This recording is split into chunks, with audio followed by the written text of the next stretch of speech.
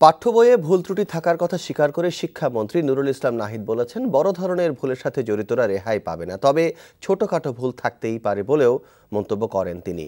সকালে সচিবালয় ব্রিফিংয়ে তিনি আরও জানান, দুটি তদন্ত কমিটির পূর্ণাঙ্গ রিপোর্টের ভিত্তিতে দায়ীদের বিরুদ্ধে ব্যবস্থা নেওয়া এবং পাঠ্য বইয়ে প্রয়োজনীয় সংশোধনী আনা হবে। বিস্তারিত ফয়জুল্লাহ মাহমুদের রিপোর্টে। বছরের প্রথম দিনে উৎসব করে প্রাথমিক, ইবতেদায়ী ও মাধ্যমিক স্তরের ছাত্রছাত্রীদের হাতে তুলে দেয়া হয় নতুন পাঠ্য বই।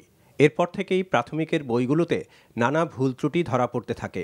প্রথম শ্রেণীর বাংলা বইয়ে ও দিয়ে ওড়না চাই, অ দিয়ে অজ আসে অর্থাৎ ছাগল আসে, এবং আ দিয়ে আম খাই বাক্যের সাথে গাছে উঠে ছাগলের আম খাওয়ার ছবি।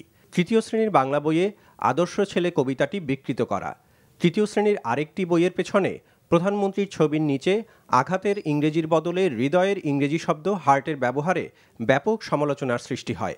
ঘটনার ৮ দিনের মাথায় পাঠ্যপুস্তক বোর্ড, এনসিটিবির ২ কর্মকর্তাকে সাময়িক বরখাস্ত করে শিক্ষা মন্ত্রণালয়। আদর্শ ছেলে আমাদের দেশে সেই ছেলে কবে হবে, এখানে এইটা ভুল করে ছাপানো হয়েছে। এইটা যিনি ভুল করে ছাপবেন তিনি এই বইয়ের এডিট করার বা দায়িত্ব পালন করবার কোনো যোগ্য না, এটা তো প্রণীত হয়। HURT এই জায়গাটায় HEART, এত বড় ধরনের একটা লেখার মধ্যে যিনি সম্পাদক ছিলেন, যিনি দায়িত্ব ছিলেন এই কাজটা করবেন, তিনি এইটা অবশ্যই দেখা উচিত ছিল।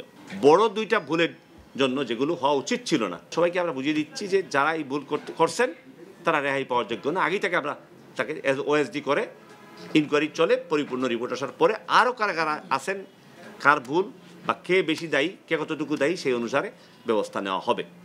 দাতা সংস্থা এডিবি ও বিশ্বব্যাংকের নানা শর্ত মেনে খুব কম সময়ের মধ্যে প্রাথমিকের বই ছাপার কাজ করতে হয় জানিয়ে তিনি বলেন, পাঠ্য বইয়ের ভুলের জন্য কারা দায়ী এবং ভুল সংশোধনে কী ধরনের ব্যবস্থা নেওয়া যায় সে সম্পর্কে এনসিটিবি ও শিক্ষা মন্ত্রণালয়ের গঠিত তদন্ত কমিটি শিগগিরই পূর্ণাঙ্গ প্রতিবেদন জমা দেবে।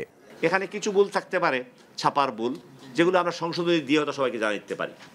কিছু ভুল থাকতে পারে বড় ধরনের ভুল, যেগুলো হয়তো আমাদের সংশোধন করতে গেলে ওই জায়গাটা রিপ্লেস করতে হবে, তাহলে আমরা সেই ধরনের ব্যবস্থা নিব। কিছু ভুল থাকতে পারে যেগুলো আমাদের এখানে থাকা উচিত ছিল না, আমরা সেগুলোকে অমিট করে দেওয়ার জন্য সবখানে নির্দেশ পাঠিয়ে দিব, ওই পাতাগুলো আমরা ছিঁড়ে নেব বা ব্লক করে দিব।